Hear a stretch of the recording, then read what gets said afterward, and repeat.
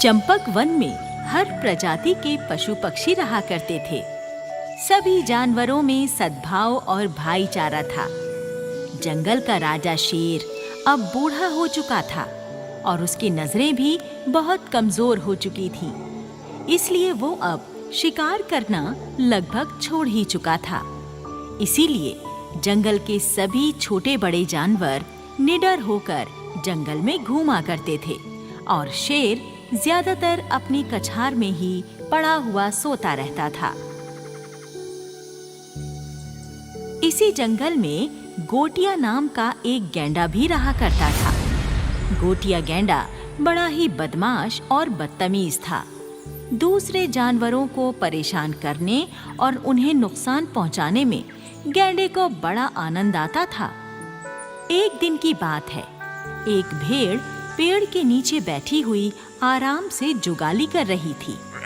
तभी वहां पर गोटिया गैंडा आ गया और भेड़ से कहने लगा, ए भेड़, मैं अकेला बोर हो रहा हूँ, आजा मेरे साथ छुपम छुपाई खेलना। गैंडे भैया, मैं अभी जुगाली कर रही हूँ, मैं अभी तुम्हारे साथ नहीं खेल सकती, तुम किसी और के साथ खेल लो। भेड़ का इनकार सुनकर गैंडे का पारा हाई हो गया और गैंडा कहने लगा, हैं? भेड़ की बच्ची, गोटिया को ना बोलने की तेरी हिम्मत कैसे हुई? अरे अभी मैं तुझे इस जुर्म की सजा दूंगा। और फिर गैंडे ने भेड़ को अपने सींग से उठाकर जोर से जमीन पर पटक दिया। भेड़ जमीन पर गिरते ही चारों खाने चित हो गई और गैंडा हंसता हुआ वहां से चला गया। इसी तरह एक और दिन की बात है। एक कोयल पेड़ की डाल पर बैठी हुई घोंसले में रखे अपने अंडों को दुलार रही थी। तभी पेड़ के पास से गोटिया गैंडा गुजरा और कोयल से कहने लगा, ए काली कलूटी कोयल, तू देख रही है ना कि मैं आया हूँ, फिर भी तू मुझे नमस्ते नहीं कर रही है, क्यों? तू क्या इस जंगल का मुख्यमंत्री है जो मैं तुझे नमस्ते करूं? जाकर अपना काम कर। गैंडा कोयल का दो टूक जवाब सुनकर गुस्से से तिलमिला गया और कहने लगा, मेरा अपमान करने की तेरी हिम्मत कैसे हुई? अभी तुझे मजा चखाता हूँ।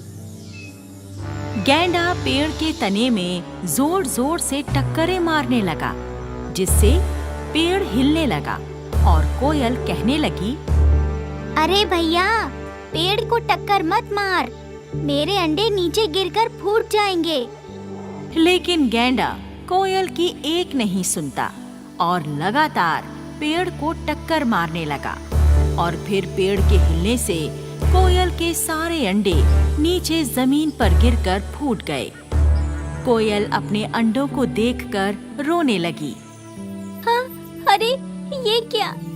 तेरा सत्यानाश हो दुष्ट, तूने मेरे अंडे फोड़ दिए।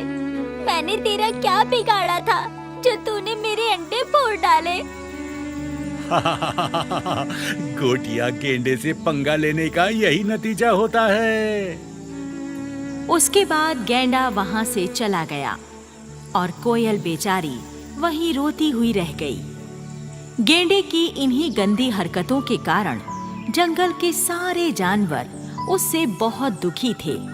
इसीलिए कुछ जानवर गेंडे की शिकायत लेकर शेर के पास पहुंचे और शेर को उसकी हरकतों से अवगत कराया और उसे सजा देने के लिए प्रार्थना की। भेड़ कहने लगी, महाराज, गेंडे की गुंडागर्दी से सारे जानवर परेशान हैं। आप उसे बुलाकर कठोर दंड दीजिए। हाँ, मैं तुम सबका दर्द समझ रहा हूँ, लेकिन मैं क्या करूँ? मैं तो खुद बूढ़ा हो चुका हूँ, मुझे तो अब साफ साफ दिखाई भी नहीं देता। अब तुम ही बताओ, ऐसी हालत में मैं ताकतवर गेंडे को भला कैसे दंडित कर पाऊंगा? शेर की मजबूरी समझते हुए सारे जानवर वापस लौट गए। फिर एक दिन की बात है, चिंटू चींटा दूल्हा बना हुआ अपनी बारात के साथ अपनी दुल्हनिया के बिल की तरफ जा रहा था।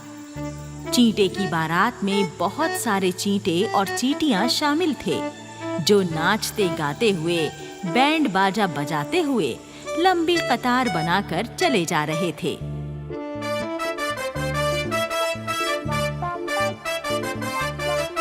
वहीं थोड़े फासले पर गोटिया गैंडा बैठा हुआ आराम कर रहा था।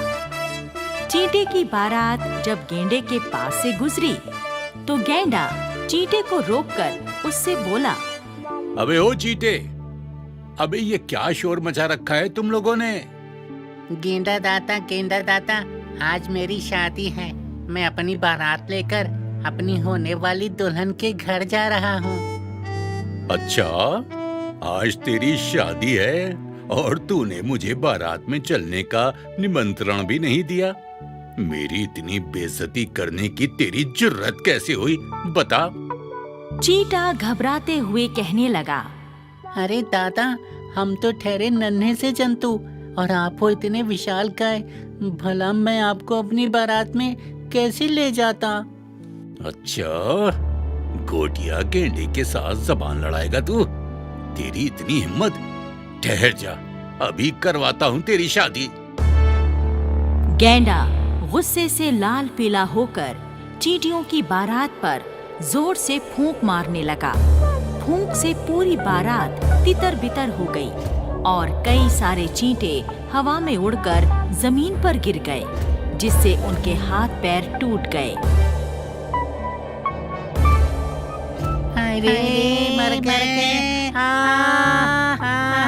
मर गए। चींटा गुस्से में आ गया और गैंडे से कहने लगा, दुष्ट गेंडे, हम नन्हे जंतुओं को चोट पहुंचाकर आखिर तुझे क्या मिल गया? गैंडे ने एक जोर की फूंक मारी और चींटे को दूर उड़ा दिया और हंसकर कहने लगा, गोटिया गेंडे से पंगा लेने वाले का यही हाल करता हूँ मैं। उसके बाद गोटिया गैंडा वहां से चला गया और चींटा गुस्से से तिलमिला कर रह गया। फिर कुछ दिन और बीत गए और एक दिन दोपहर के समय गैंडा एक पेड़ के नीचे आकर बैठा हुआ था और वो वहीं पर सो गया। तभी वहां चिंटू चींटा अपने 4 चींटे दोस्तों के साथ आया। चिंटू चींटे के इशारे पर उसके चारों दोस्त गैंडे के दोनों कानों में घुस गए और जोर जोर से उसे काटना शुरू कर दिया।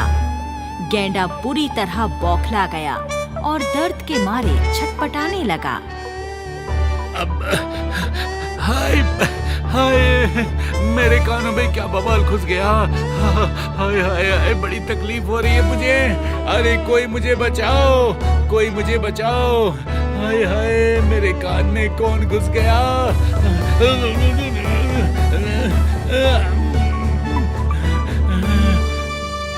गैंडे ने जोर जोर से अपने कान हिलाए। जमीन पर लोटपोट हुआ। उसने खूब उछल कूद मचाई, लेकिन उसके कानों में घुसे हुए चींटे किसी तरह बाहर नहीं निकले और निरंतर उसे काटते रहे।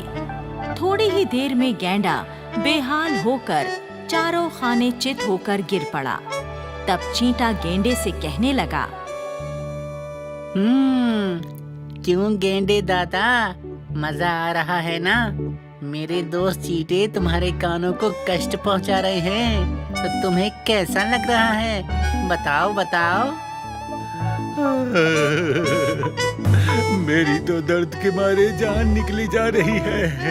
अपने दोस्तों को बोल मेरे कानों से बाहर निकले, नहीं तो दर्द के मारे मैं तो मर ही जाऊंगा। तुम जब दूसरे जानवरों को मारते पीटते हो, उन्हें छेड़ते हो, तकलीफ पहुंचाते हो, तब तो तुम्हें बड़ा मजा आता है। अब खुद को तकलीफ पहुंची तो नानी याद आ गई। चींटे भैया मुझे माफ कर दो।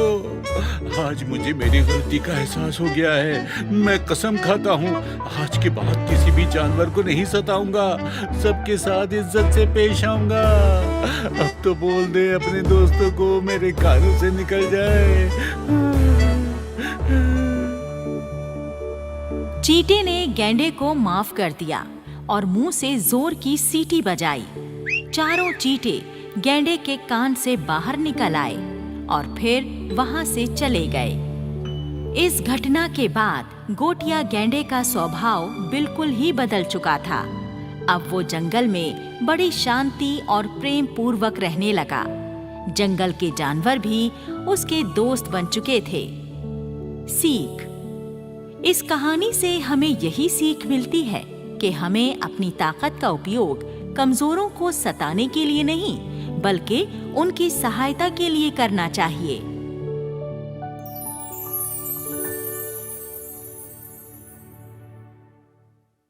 फन लर्न टून को सब्सक्राइब करें।